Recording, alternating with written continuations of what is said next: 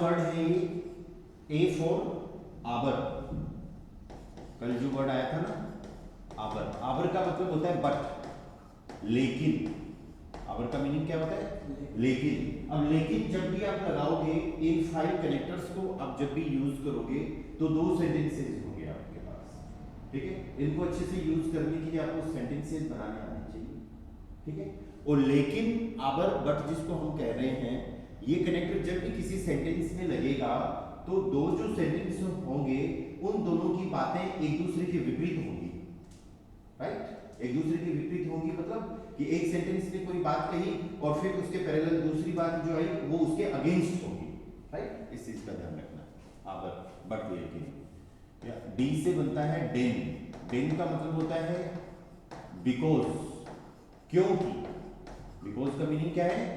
क्योंकि। क्योंकि से हम बताते हैं रीजन, कारण, वजह कोई, राइट। देन उंट, उंट का मतलब हो गया एंड, या जो आप ऑलरेडी पढ़ चुके हो। और एस से बनता है जोंडन। जोंडन का मतलब हो गया रेदर, जिसको हम हिंदी में कहेंगे बल्कि, बल्कि। एंड ऑर्डर, ऑर्डर मीन्स ओरिया, ओके। ये हिंदी में शायद मैंने गलत लिखा है, आप लोग सही लिख लेना। ऑर्डर, ओरिया, ठीक है। तो ये 5 कनेक्टर्स हैं जिनको अपन को लर्न करना है। इनसे अपन को अब सेंटेंसेस बनाने हैं कई सारे, ठीक है। The first one is hour, hour, जिसका मीनिंग हो रहा है बट, लेकिन, ठीक है। यहां पर किस टाइप के सेंटेंसेस देखो, जैसे for example he has time but he is not coming. पहला सेंटेंस क्या बोला मैंने? ही हैज टाइम, या ही हैज टाइम, उसके पास समय है, but he is not coming. समय जब होता है तो आदमी को आना चाहिए, लेकिन समय पर आ नहीं रहा। हिंदी में हम पर बोल देते हैं, टाइम है पर आ नहीं रहा। he has time but he is not coming। तो फर्स्ट सेंटेंस आपका हो गया he has time, and the second sentence हो गया he is not coming। Okay, इस सेंटेंस को बनाने से पहले एक चीज ये भी देखो, जब भी इन कनेक्टर्स का यूज होगा, जब भी इन सारे कनेक्टर्स का यूज होगा तो इनकी पोजीशन रहेगी जीरो पोजीशन। क्या रहेगी? जीरो पोजीशन मानेंगे। जीरो पोजीशन का मतलब ये हो गया कि आगे जो सेंटेंस जो आएगा उसमें फिर सब्जेक्ट आएगा और फिर वर्ब आएगी, ठीक है। तो वर्ब की पोजीशन आगे वाले सेंटेंस में सेकंड मानी जाती है हमेशा, ठीक है। तो जीरो पोजीशन मानी जाएगी।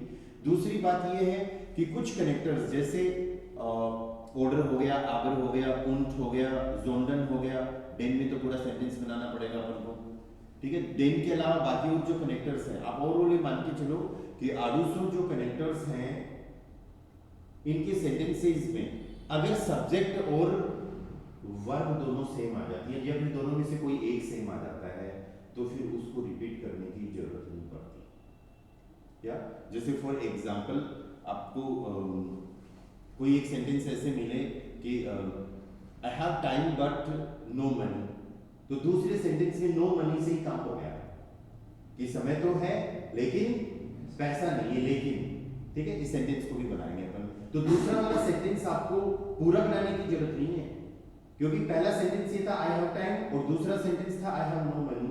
तो दोनों में आई हैव सब्जेक्ट और वर्ब सेम आ रही है ना, तो दूसरे सेंटेंस में सब्जेक्ट और वर्ब को रिपीट करने की जरूरत नहीं है। ये काम आप इंग्लिश में ऑलरेडी भी कर रहे हो अगर यूज कर रहे हो, ठीक है। चलो सेंटेंसेस बनाते हैं यहां पर। ही हैज टाइम, एर हार्ट, साइट, आवर। कभी आपको सेंटेंसेस में कॉमा मिलेगा, कभी नहीं मिलेगा, आप लगा दो ज्यादा अच्छा है।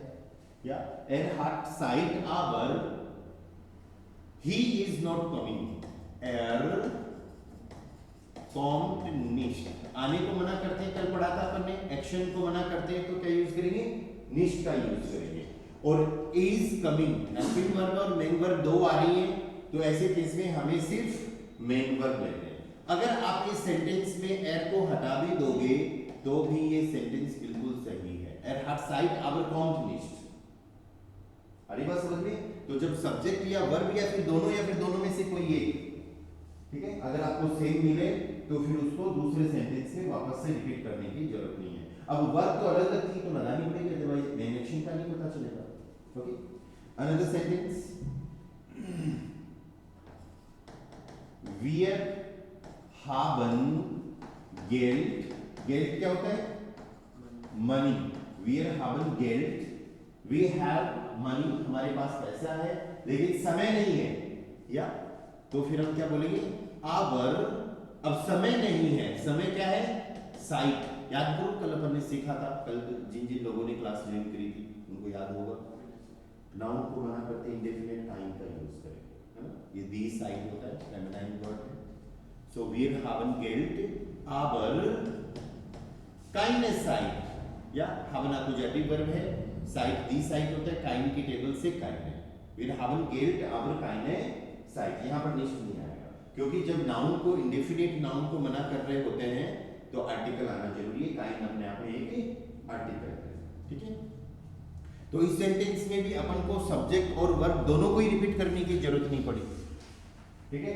या तो अपन पूरा दो सेंटेंस बनाते हैं, wir haben Geld, और दूसरा sentence wir haben keine Zeit, तो wir haben दोनों में आ रहे हैं ना, राइट? तो उसकी जरूरत पड़ी नहीं रिपीट करने की। आगे सुबह काम भी ये रूल इसका यही है कि आपको जब भी किसी सेंटेंस में सब्जेक्ट और वर्ब दोनों सेंटेंसेस में सेम मिले तो दूसरे सेंटेंस में रिपीट नहीं करना। नेक्स्ट सेंटेंस देखो, heute, heute वर्ड आएगा आपके पास पहले? या heute kauft er, heute kauft er, ये आज वह खरीदता है। काउफन का मीनिंग क्या है? खरीदना। सेंटेंस है जर्मन में समझने की कोशिश करो। heute kauft er या eine पिज्जा या फिर einen burger, आज वह एक बर्गर खरीदता है। aber isst nicht, बर्गर खरीदता है लेकिन खाता नहीं है, या आज वो एक बर्गर खरीदता है। heute मैंने एक्स्ट्रा लगा दिया, वैसे जरूरत थी नहीं।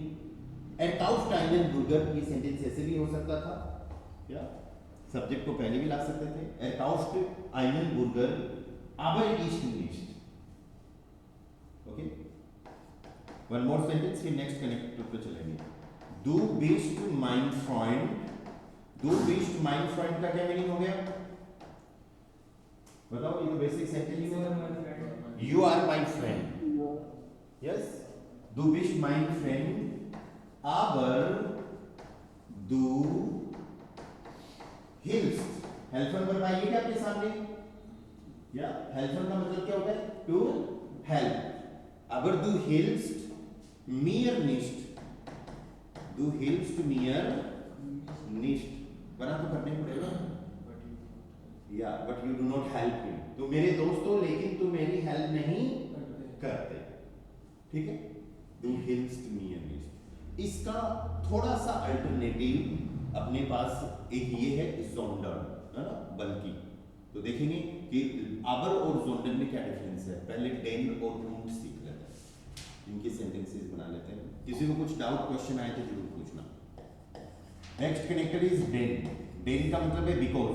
सर एक ही है, जैसे कि अपन ने इससे पहले वाला सेंटेंस देखा था ना, wir haben Geld aber keine Zeit, site, हाँ तो मतलब काइने का यूज तो अपन सिर्फ ए और एन की जगह यूजुअली कर रहे थे, नहीं, तो काइन का यूज हम इंडेफिनिट नाउन को मना करने के लिए कर रहे थे। साइट यहाँ पर इंडेफिनिट है, राइट?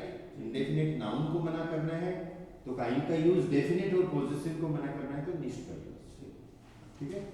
den, den का मीनिंग क्या है? बिकॉज। सेंटेंस देखो, you are asking the question because you have doubt, तो ये तो किस में आ जाएगा? because den कनेक्टर यूज करेंगे। you are asking question, देखो एक छोटी सी चीज देखना, क्वेश्चन को हम बोलते हैं दी फ्राग है। क्वेश्चन क्या होगा? दी फ्राग है। और आस्क के लिए वर्ब होती है अपने पास फ्रागन। फ्रागन का मतलब क्या हो गया? To ask. अब जब बात हो रही है क्वेश्चन पूछने की तो हम दी फ्रागन फ्रागन ऐसे यूज नहीं करेंगे, ठीक है? क्वेश्चन पूछने के लिए आप जो ये बोलते हो कि you are asking the question, ये प्रॉपर होता है you are putting the question, या अपना क्वेश्चन रखना, अपनी बात रखना, तो उसके लिए फिर आपको यूज करना है एक साथ दी फ्रागे। पुट के लिए वर्ब होगी स्टेलन। कोई भी चीज कहीं पर रख भी रहे हो तो भी इसको यूज कर लेना, ठीक है। तो इसका मीनिंग हो गया एक साथ टू आस्क क्वेश्चन, ठीक है। इस चीज को ध्यान रखना है, अपने आप में कॉम्बो है जिसको आपको एक साथ लर्न करना है। दी फ्रागे स्टेलन, दी फ्रागे स्टेलन मींस टू पुट क्वेश्चन, अपना क्वेश्चन रखना, अपनी बात रखना, राइट। तो अपन को सेंटेंस बनाना है कि तुम क्वेश्चन पूछ रहे हो, तो स्टेलन वर्ब सेकंड पोजीशन पे आ जाएगी। Du stellst eine Frage, you are asking a question, तो du stellst eine Frage, तुम क्वेश्चन पूछ रहे हो, because then कॉमा की जरूरत नहीं पड़ेगी आपको, then क्यों पूछ रहे हो भाई, you have doubt, du hast einen Zweifel, इस वर्ड को लिखेगा, du hast einen Zweifel, Zweifel का मतलब होता है doubt, Zweifel, du stellst eine Frage, du stellst eine Frage, दो नई चीजें इस सेंटेंस में सब लोग ध्यान देना। एक तो फ्रागे स्टेलन, फ्रागे स्टेलन को फिक्स लर्न कर लो, तो पुट क्वेश्चन, क्वेश्चन पूछना, ठीक है। और दूसरा एक वर्ड स्वाइफल, डेट स्वाइफल, स्वाइफल मींस डाउट, किसी को कुछ डाउट होगा क्योंकि तुम्हें डाउट है, okay.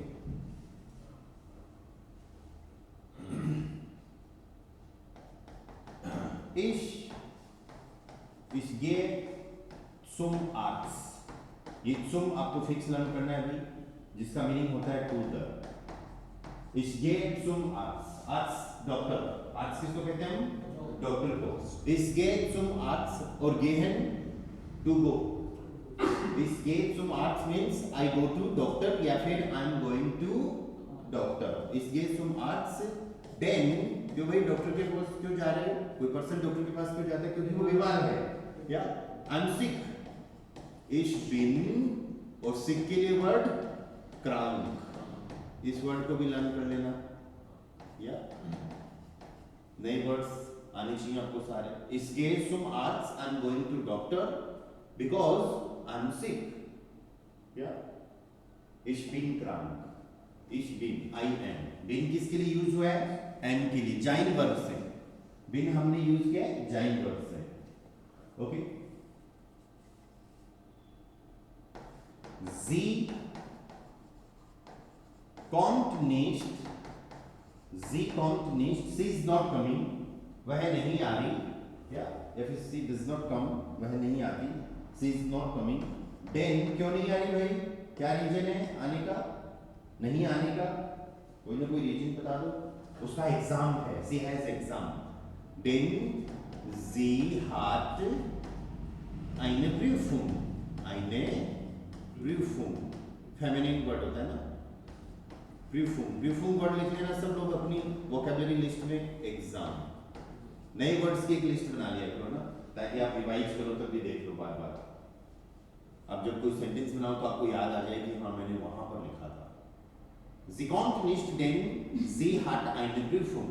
She is not coming because she has an exam. क्योंकि उसका एक एग्जाम है, ठीक है। तो जब भी रीजन बता रहे हो, कोई कारण बता रहे हो, वजह बता रहे हो, तो फिर आपको क्या यूज करना है, then का यूज करना है, ठीक है। नेक्स्ट हम ऑलरेडी कई बार यूज कर भी चुके हैं, which is und.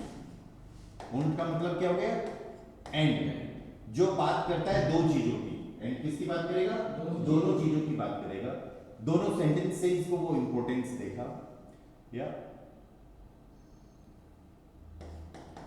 das Wetter, वेटर का मीनिंग लिख लो, वेदर, das Wetter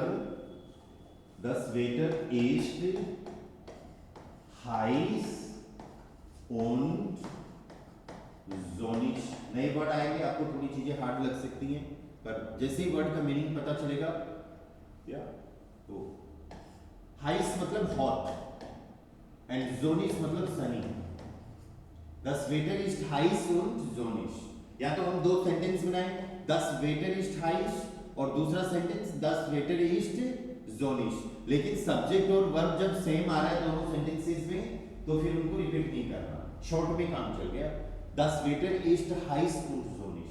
heiß मतलब बहुत, मौसम जो है आज का अगर वर्ड यूज करना है, टुडे यूज करना है तो heute लगा दो, या das Wetter ist heute, फिर heute यहाँ पर लग जाएगा, या फिर इसको शुरुआत में लाएंगे तो वो इधर आ जाएगा, वर्ब सेकंड पोजीशन पे रहनी चाहिए। Das Wetter ist heute heiß und sonnig, कि आज मौसम गर्म है और धूप वाला है, सनी है। Okay, another sentence.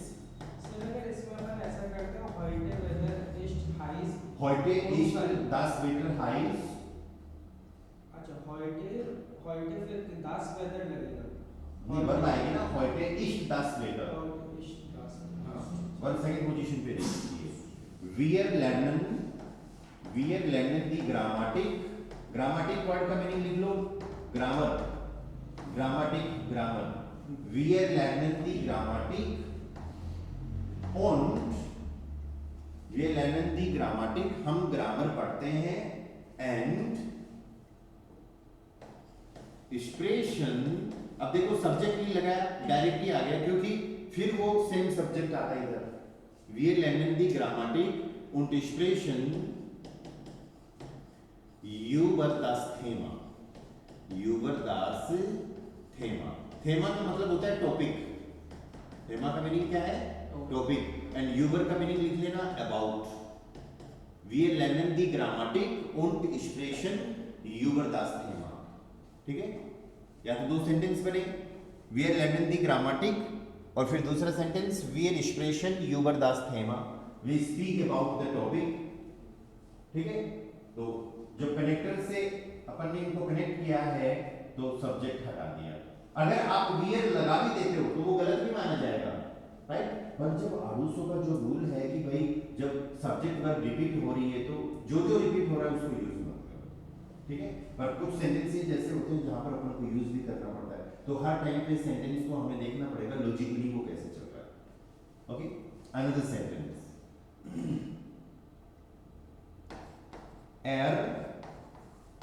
fragt und schreibt, बिल्कुल short and sweet. fragt und schreibt, okay. fragt und schreibt, he is asking and writing, वह पूछता है या फिर पूछ रहा है और लिखता है या फिर लिख रहा है। इसी तरीके से du kommst, तुम आते हो, और दूसरा सेंटेंस अगर ऐसे हो आपका कि du schläfst, तुम आते हो, तुम सोते हो, तो इसको एक ही बना दो, du kommst und schläfst, हाँ तुम आते हो और सो जाते हो, du kommst und schläfst, बस सिंपल, बिल्कुल सिंपल, ठीक है। तो उन दो चीजों के बीच में ऐड कर दो, दो बातों के बीच में ऐड कर दो, दो सेंटेंसेस के बीच में ऐड कर दो, क्लियर। चलो अब नेक्स्ट अपना जो कनेक्टर आ रहा है दैट इज जोंडन को थोड़ा अच्छे से समझना। द फोर्थ वन इज जोंडन, आर के बाद में है ना, या रेदर, बल्कि, ओके। बल्कि वर्ड जब भी आता है, पहले हिंदी में समझो फिर जर्मन में समझेंगे, बल्कि वर्ड जब भी आता है तो हम कई बार गलती कर देते हैं और हम जिस सेंटेंस में हमें बल्कि लगाना चाहिए उसमें हम लेकिन लगा देते हैं हिंदी में, राइट। क्योंकि दोनों ही क्या करते हैं, दोनों सेंटेंसेस में किसी एक सेंटेंस में जरूर एक दूसरे के अगेंस्ट बात होगी, ठीक है। पर इतना ध्यान रखना, जो हिंदी का रूल है वही जर्मन का रूल होगा, और वो रूल ये है कि बल्कि से आप जो भी सेंटेंस बनाओगे, राइट, बल्कि कनेक्टर लग के दो सेंटेंस बनेंगे तो इससे पहले वाला जो भी सेंटेंस होगा वो नेगेटिव होगा, उसमें काइन या निष्ठ का जरूर आपको मिलेगा, या जैसे फॉर एग्जांपल कि वह पढ़ नहीं रहा बल्कि खेल रहा है, वह पढ़ नहीं रहा बल्कि खेल रहा है। अब इस सेंटेंस को हम ऐसे बनाए, वह पढ़ नहीं रहा लेकिन खेल रहा है, तो वो हमें लगता है कि हाँ ठीक है चल जाएगा, पर नहीं, वो गलत है, राइट। उस केस में अपन को क्या यूज करना है, बल्कि यूज करना है। इधर अपन ने बनाया कि तुम आते हो और सो जाते हो, इसको हम बल्कि अगर लगाए तो ये ऐसे रहेगा, तुम आ नहीं रहे बल्कि सो रहे हो। आई बात समझ में? ठीक है, तो ऐसे केस में अपन को फिर जोंडन यूज करना है। ओके, वह पढ़ नहीं रहा बल्कि सो रहा है। er lernt nicht sondern ja schläft।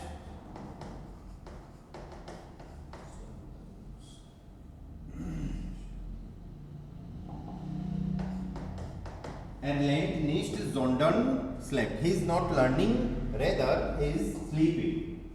Okay, आपको जरूरी नहीं है एक्शंस के साथ ही यूज करो। आप बोलोगे मेरे पास, किसने कहा मेरे पास 5 टी शर्ट है, राइट? 5 नहीं है बल्कि मेरे पास तो 10 है। ओके, तो आप ऐसे बोल सकते हो कि ich habe nicht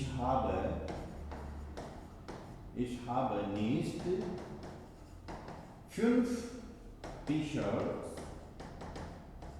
T-Shirts sondern 10। बस इतने से काम चल जाएगा। Ich habe nicht 5 T-Shirts sondern 10। Okay, das Mädchen word लिख लो सब लोग। Mädchen का मतलब होता है गर्ल, ऐसे नहीं आएगा। Mädchen मीन्स गर्ल, लड़की फीमेल होती है, लेकिन ये वर्ड CHEN की वजह से दास हुआ है। हमेशा ध्यान रखना इस चीज का कि जिस भी सिंगुलर वर्ड के एंड में CHEN आता है, जिस भी सिंगुलर वर्ड के एंड में CHEN आता है, उसका आर्टिकल हमेशा क्या रहेगा? दास रहेगा। ठीक है, अब ऐसे छोटे छोटे रूल्स आते रहेंगे जो आपको आर्टिकल लर्निंग में हेल्प करेंगे। सो das Mädchen geht nicht zur Schule। zur का मतलब होता है यहाँ पर टू द, एंड Schule हो गया आपका school, right? Das Mädchen geht nicht zur Schule, the girl is not going to the school। गेट किससे बनाए? गेहन वर्ड से, कि लड़की स्कूल नहीं जा रही बल्कि मार्केट जा रही है। जोंडन क्या लगाएंगे? जोंडन सुम मार्ट। ओके, सुम का भी मीनिंग क्या है? To the. ठीक है, प्रीपोजिशन आएगी तब क्लियर करेंगे इस चीज को, लेकिन एक छोटी सी बात आप लोग अभी ये ध्यान रख लेना, सु प्लस डेम।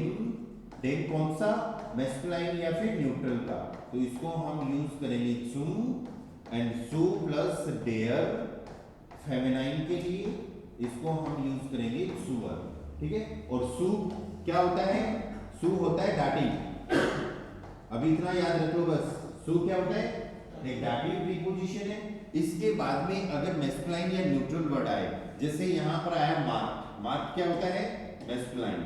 तो याद करो, डेर मार्क का डाटिव डेम, डेर का डाटिव डेम होता है ना, तो सु डेम शॉर्ट में सुम हो जाएगा, और दी का डाटिव डेर होता है, तो सु डेर फेमिनाइन जो होता है शॉर्ट में सुअर हो जाएगा। ठीक है, और दोनों का मीनिंग क्या निकल रहा है? To the. इस चीज को ध्यान रखना। तो जोंडन आपको तब यूज करना है जब आप बल्कि का मीनिंग देना चाह रहे हो, पर इतना जरूर याद रखना, जोंडन से पहले का जो सेंटेंस आएगा उसमें हमेशा टाइम या निष्ठ का यूज होगा। आप किसी न किसी बात को, किसी न किसी चीज को, पर्सन को मना कर रहे होंगे, या वह मेरा दोस्त नहीं है बल्कि टीचर है, right? He is not my friend, rather he is my teacher. इस सेंटेंस को अपन यहां बनाते हैं, वह ist nicht mein Freund। अब देखो, हर ग्रामर एक दूसरे की हेल्प कर रही सेंटेंसेस बनाने में। याद है कल अपन ने पढ़ा? या नाउ, तो अपना सेंटेंस क्या था? Er ist nicht mein Freund, sondern mein Lehrer। sondern mein Lehrer, या जो रेड कलर में है इसको अलग सेंटेंस मानना। Er ist nicht mein Freund, sondern mein Lehrer, कि वह मेरा दोस्त नहीं है बल्कि टीचर है। ठीक है, तो बल्कि का मीनिंग दे रहा है, जोंडन यूज करना है। Last connector, the fifth one is order. Order हम यूज करते हैं और के लिए। ऑर्डर का क्या यूज होता है? और के लिए। और अपन को तब यूज करना है जब दो सेंटेंसेस में किसी एक सेंटेंस की बात को इंपॉर्टेंस देनी है। राइट, कि या तो ये या फिर ये। जैसे या तो आप जर्मन सीख लो या फिर इंग्लिश या स्पेनिश और कोई लैंग्वेज ले लो। या डू मॉडल वर्ब का सेंटेंस बनाते हैं। Do sollst Deutsch oder English की स्पेलिंग ध्यान रखना, SCH आती है और लर्नर एंड में आ जाएगा। इन सेंटेंसेस को आप मॉडल वर्ब में भी ऐड कर सकते हो। मॉडल वर्ब जब भी लगाते हैं तो हमारी वर्ब कहाँ चली जाएगी, मेन वर्ब सेंटेंस के एंड में आ जाएगी। Do sollst Deutsch oder English lernen, या तो आप दो सेंटेंस बोलो, do sollst Deutsch lernen, do sollst English lernen, बीच में ऑर्डर लगाओ तो वो दो सेंटेंसेस की बजाय एक सेंटेंस नहीं काम हो गया। Do sollst Deutsch oder English lernen।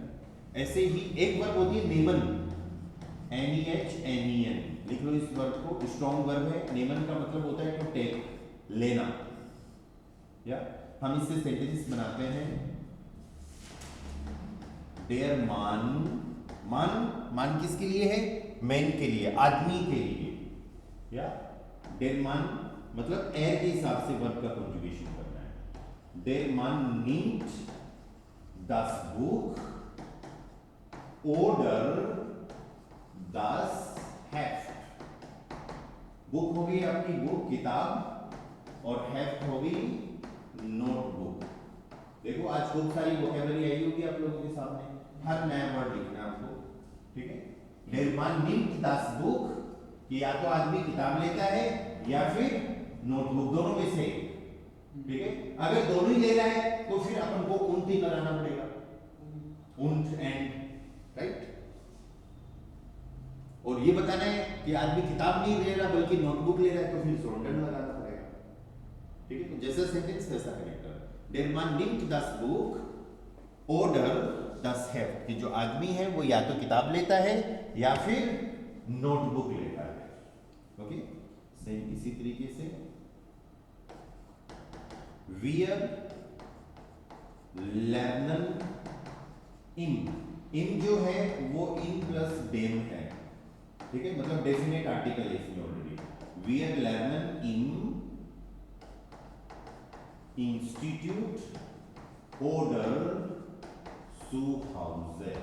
zu Hause का फिक्स मीनिंग लिख लेना, at home, at home। wir lernen im Institut oder zu Hause। we learn at institute, हम या तो इंस्टीट्यूट में सीखते हैं, पढ़ाई करते हैं, या फिर घर पर, दोनों में से एक ही जगह, ठीक है। तो जब दो में से किसी एक चीज को इंपॉर्टेंस देनी है, एक चीज की बात करनी है, आपको आडोसो का यूज करना है, इन 5 वर्ड्स का यूज करना है, aber, den und sondern oder, ठीक है। बाकी एक्सरसाइज की तरह इसके एक्सरसाइज भी मैं आपके साथ शेयर करूंगा। वीकेंड आ रहा है आपके पास, सैटरडे संडे 2 दिन है, जितनी भी एक्सरसाइज मिले सारी एक्सरसाइज करना, मंडे को डिस्कस करेंगे, ठीक है। अभी अपने पास टाइम है, मैं आपको एक छोटा सा टॉपिक और बताऊंगा, राइट। होने को तो वैसे वो काफी बड़ा है। क्वेश्चंस कैसे बनाते हैं जर्मन में? क्वेश्चंस बनाने के लिए अपने पास टॉपिक है दी फ्रागन बिल्डन। बिल्डन वर्ब है जिसका मतलब होता है टू बिल्ड, क्वेश्चंस बनाना। अभी तक कोई डाउट क्वेश्चन किसी को ऑनलाइन से भाई, anyone? No sir. No doubt? No sir. Dinesh, Puja, सभी? No sir. No sir. No sir. Okay, आप लोगों को कुछ पूछना है? ओके, दी फ्रागन बिल्डन। देखो ये वर्ड्स कैसे आए हैं, पहले तो वर्ब लिख लो, बिल्डन मींस टू बिल्ड। कोई भी चीज बना रहे हो बिल्डन वर्ब यूज कर सकते हो, है ना। जैसे आप बोलोगे मैं तो एक सेंटेंस बना रहा हूं, तो ich bilde einen Satz, या बिल्डन आकुजावी वर्ब है, सेंटेंस को der Satz बोलते हैं। ओके, क्वेश्चंस बनाने के लिए पहले कुछ वर्ड्स लिख लेते हैं, जैसे फॉर एग्जांपल दी फ्रागे, अभी आया था ना पहले क्वेश्चन, और इसका प्लूरल हो जाएगा दी फ्रागन। फ्रागन एफ कैपिटल है, दी आर्टिकल लग रहा है तब तो नाउन है, अदरवाइज फ्रागन का मीनिंग क्या होता है, टू आस्क, पूछना, ठीक है। एंड टू पुट क्वेश्चन, इसके लिए भी थोड़ी देर पहले अपन ने लिखा था, इसको भी एक फिक्स याद कर लेना आप। दी फ्रागे स्टेलन, दी फ्रागे स्टेलन means to put question. Okay, same इसी तरीके से आंसर की बात होती है। आंसर के लिए वर्ड है अपने पास दी antwort. Antwort. Antwort means answer. Plural हो जाएगा इसका दी Antworten.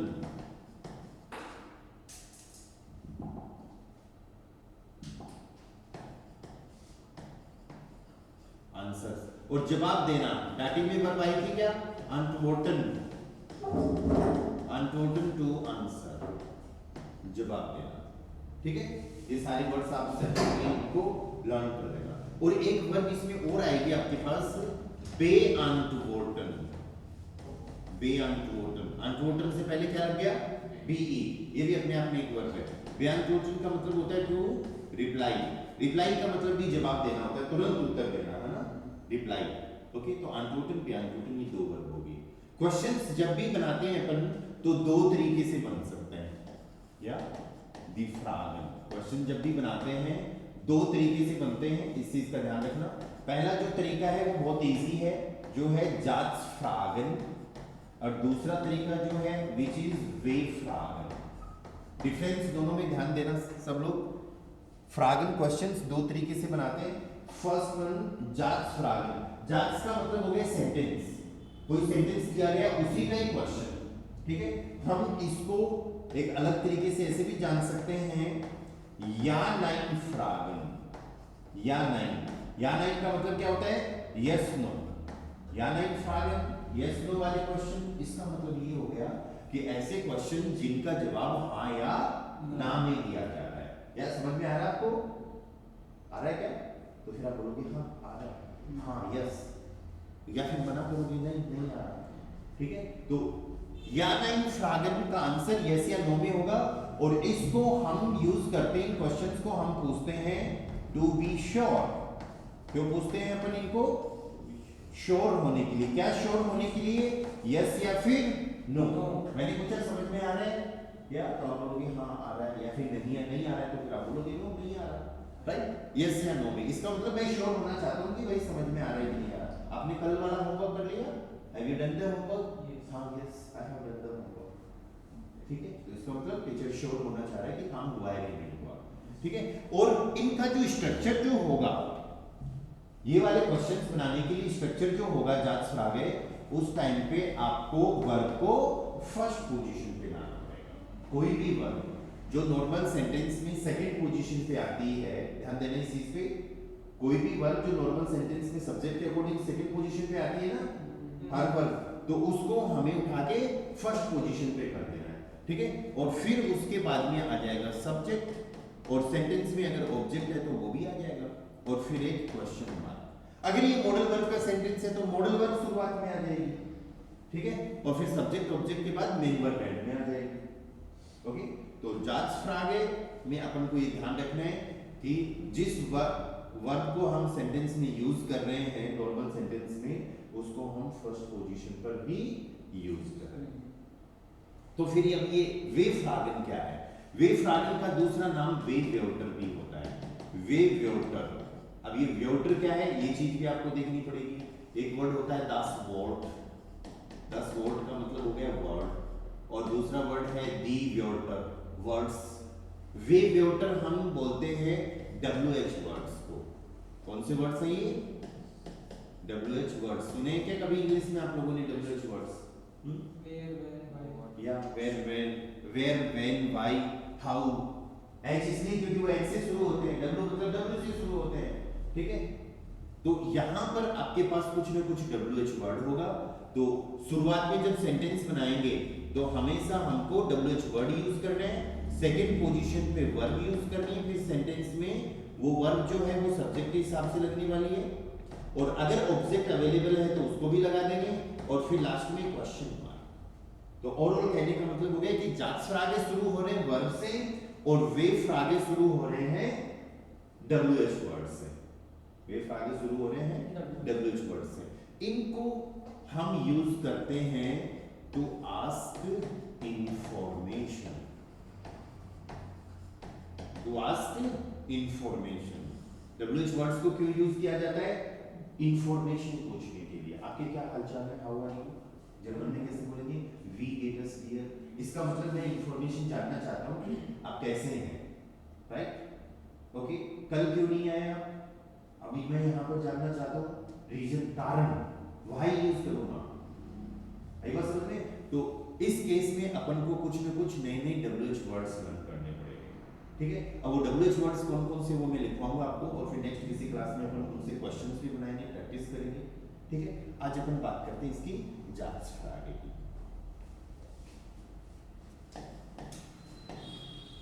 जांच या फिर जांच आगे, ठीक है? फॉर एग्जाम्पल एक बिल्कुल बेसिक सा sentence, are you doing yoga? Are you doing yoga? क्या तुम योगा कर रहे हो? Okay, are and doing, helping and main verb, तो हमें यूज करनी है सिर्फ मेन वर्ब। किसके हिसाब से? सब्जेक्ट के हिसाब से। टू डू, आपको वर्ब का पता होना चाहिए। माखन, टू डू के लिए कौन सी वर्ब यूज होती है? माखन।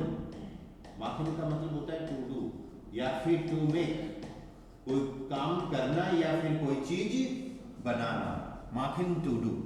सो क्वेश्चन है अपना, are you doing yoga? You कौन है? डू, ये जी भी हो सकता है, तो सब्जेक्ट के हिसाब से वर्ब यूज कर लेंगे अपन। डू के हिसाब से क्या लगता है? Marks, marks do yoga, yoga को योगा ही बोलेंगे, या फिर जी के हिसाब से बनाएंगे तो क्वेश्चन बन जाएगा माखन जी योगा। आ रही बात समझ में? ओके, मॉडल वर्ब से बनाते हैं एक सेंटेंस,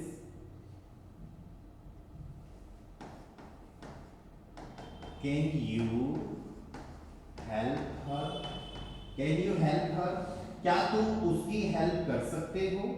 मॉडल वर्ब आ गई, मॉडल वर्ब आती है, मेन वर्ब आती है, मेन वर्ब एंड में जाएगी, ठीक है? तो जब नॉर्मल बेसिक सेंटेंस बना रहे थे, I can help her, you can help her, तो कैन मॉडल वर्ब कौन सी पोजीशन पे यूज हो रही थी? सेकंड पोजीशन से। तो आपका सेंटेंस चाहे किसी भी टेंस का हो, लगभग सारे टेंस पढ़ लिए ना बनने बन के, राइट?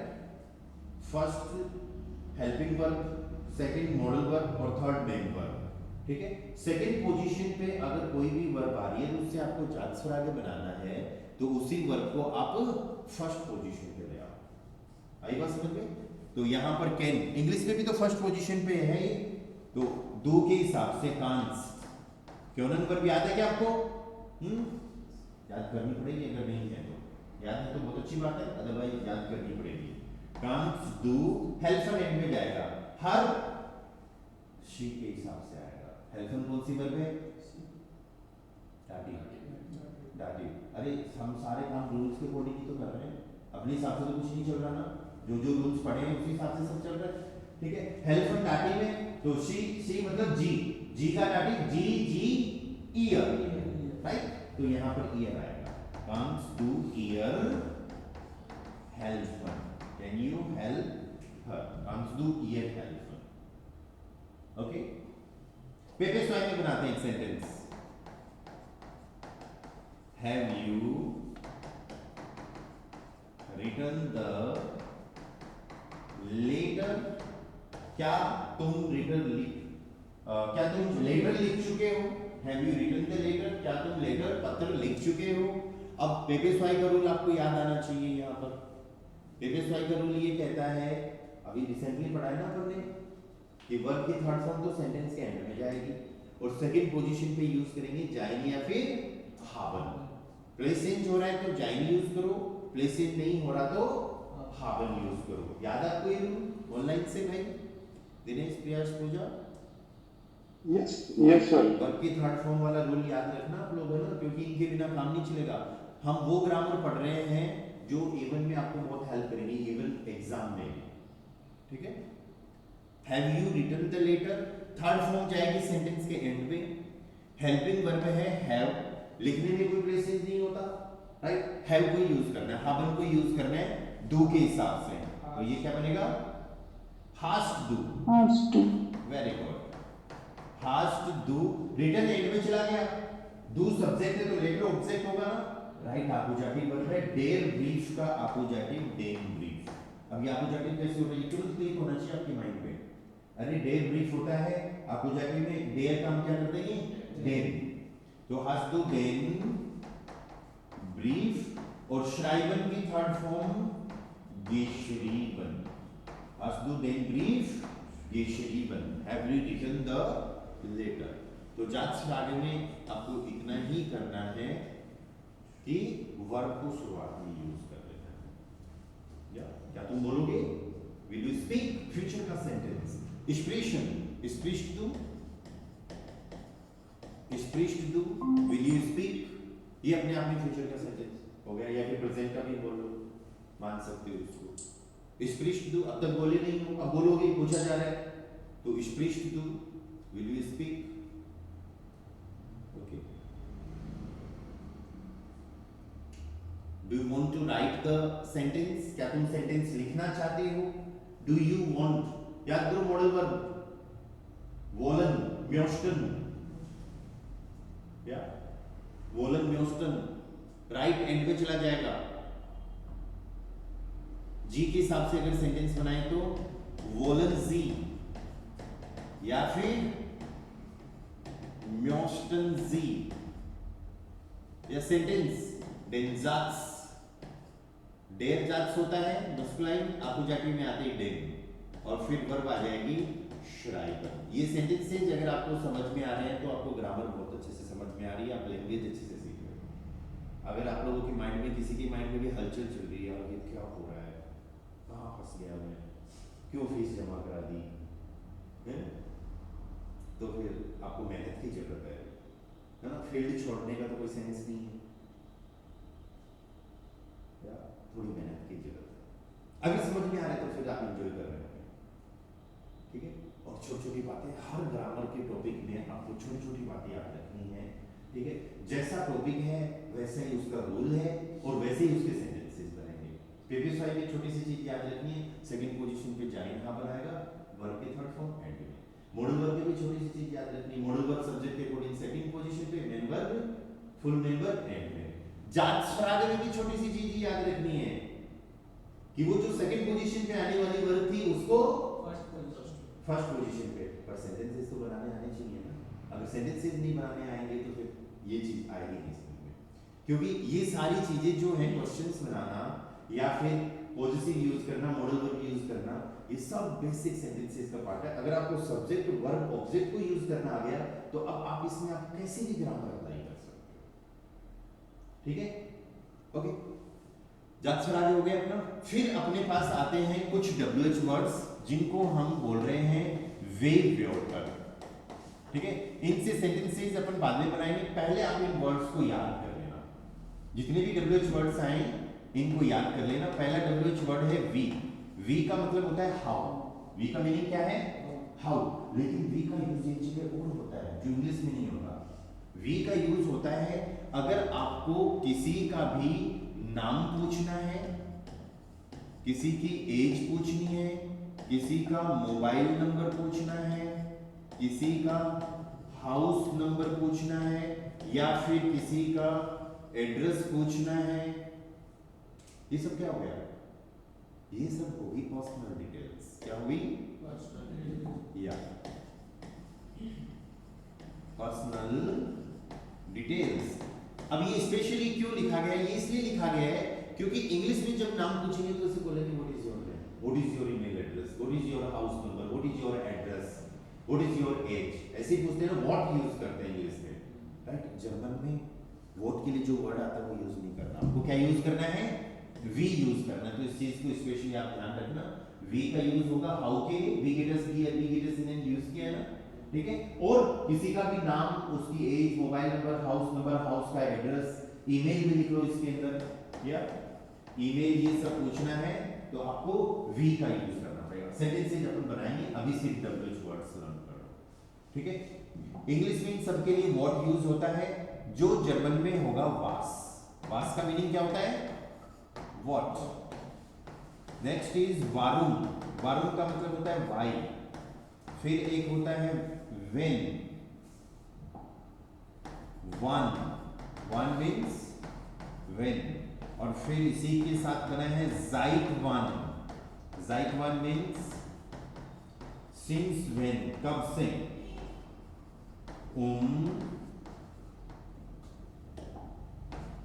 वी फील का मतलब हो गया एट व्हाट टाइम मीन्स कितनी बजे, ठीक है। तो ये टाइम से रिलेटेड ये WH वर्ड्स हैं, ठीक है। देन वो से 3 WH वर्ड बनते हैं, ध्यान देना इस चीज पे। एक तो वो खुद हो गया, दूसरा वो है, एंड तीसरा वो हिन। ये 2 वर्ड हैं, तो H यहां पर बोला जाएगा, ध्यान रखना सब लोग, है ना। वो का मतलब होता है वेयर, कोई पर्सन कोई चीज कहीं पर फिक्स हो तो वो है का मतलब हो गया वेयर फ्रॉम हम यूज करते हैं कहीं से आने के लिए, ठीक है। एंड वो हिन का मीनिंग हो गया वेयर टू हम यूज करते हैं हमेशा जाने के लिए, ठीक है। तो ये 3 WH वर्ड्स एक साथ आपको यूज करने हैं जो बात कर रहे हैं वेयर की, ठीक है। Then we have next part is where का मतलब होता है हु। इसमें हम बात करते हैं सब्जेक्ट की, सब्जेक्ट के लिए क्वेश्चन पूछते हैं। इसका मतलब ये कह सकते हैं ये वर्ड क्या है, नोमिनेटिव, ठीक है। फिर देन वी हैव व्हेन एंड व्हेन, इन दोनों का मतलब है whom, और व्हेन होता है टू whom। तो ये होता है आपका ऑब्जेक्ट के लिए क्वेश्चन अगर पूछना है, कौन सा ऑब्जेक्ट आप पूछ जाते, और टू whom वाला भी ऑब्जेक्ट होगा, और ये ऑब्जेक्ट के लिए क्वेश्चन पूछेंगे कौन से के लिए, दाटिव के लिए, ठीक है। बस आपको तो ये करना है कि WH वर्ड्स लर्न करना है। सेंटेंसेस कैसे बनेंगे, क्वेश्चंस के सेंटेंसेस कैसे बनेंगे, इस पे अपन क्लास में काम करेंगे, ठीक है। देन वी हैव वेल्श का मीनिंग है विच, कौन सा, कौन सी, कौन से, ठीक है। और वेल्श के बाद में हमेशा एक नाउन होता है जो सब्जेक्ट ऑब्जेक्ट मैस्कुलाइन फेमिनाइन में से कुछ भी यूज हो सकता है, okay. Then we have we feel is how much, yeah, we feel है how many, how much, how many में क्या फर्क है, how much में हम बात करते हैं नॉन काउंटेबल चीजों की, राइट। काउंट नहीं हो सकती, कितना पानी पीते हो, तो 1 पानी 2 पानी ऐसे नहीं बोलते हैं ना, बोलिए क्वांटिटी उसकी मेजरमेंट अलग होता है। वी फील में हम काउंट कर सकते हैं, how many books do you have, right. Weekend में अगर आपको समय ज्यादा मिल जाए तो क्वेश्चंस बनाने की भी आप ट्राई कर सकते हो ना, ओके। अब वी ऐसा WH वर्ड है, वी के बाद में आप कोई भी एक एडजेक्टिव लगा दो, एडजेक्टिव पढ़े हैं ना पढ़ने, राइट। तो एक नया WH वर्ड बन जाएगा, जैसे वी लांग, और इसी के साथ क्या है, एक वी लांग है। दोनों का मतलब होता है हाउ लॉन्ग, बस वी लॉन्ग यूज होता है स्पेशली टाइम के लिए, ड्यूरेशन के लिए, समय बताने के लिए, ठीक है। आपको बोलना हो कि हाउ बिग, कितना बड़ा, तो फिर आप यूज कर लो वी, और ग्रोस एडजेक्टिव लगा लो, हाउ बिग। या कितना छोटा, हाउ स्मॉल, तो वी क्लाइंब, छोटे के लिए क्लाइंब यूज होता है। कितना नया, तो वी टॉय। कितना पुराना, या फिर क्या एज है, तो उसके लिए अपन फिर यूज कर लेंगे वी आर्ट का मीनिंग क्या हो गया, हाउ ओल्ड, या कितना पुराना, या फिर एज, उम्र पूछने के लिए भी, है ना। वी आर्ट का यूज करना है हमको क्लियरली। तो ये WH वर्ड्स आप लर्न कर लेना, ओके। आपका होमवर्क यही है कि आदर्शों पे काम करना है आपको, इनसे सेंटेंसेस बनाने हैं, जात फ्रागे पे फोकस करना है कि जात फ्रागे के सेंटेंसेस कैसे बन रहे हैं, ओके। जात फ्रागे, और then next part is WH words. इन WH वर्ड्स से फिर अपन मंडे को क्वेश्चंस बनाना सीखें, ठीक है। और ये भी देखेंगे कि आंसर्स कैसे दें, ओके। ठीक है भाई, कोई डाउट क्वेश्चन कुछ हो तो पूछ लेना।